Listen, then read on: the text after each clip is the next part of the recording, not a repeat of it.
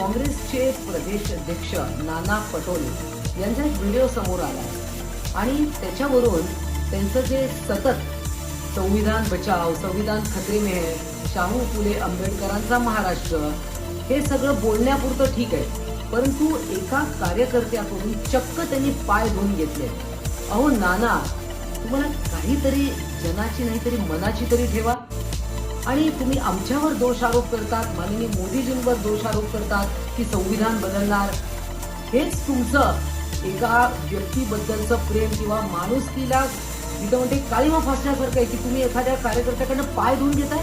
तुम्ही फोटो आलेले होते हो, कुठल्या तरी महिलेने पाय धुतले असेल वगैरे, लोक विसरत नाहीत.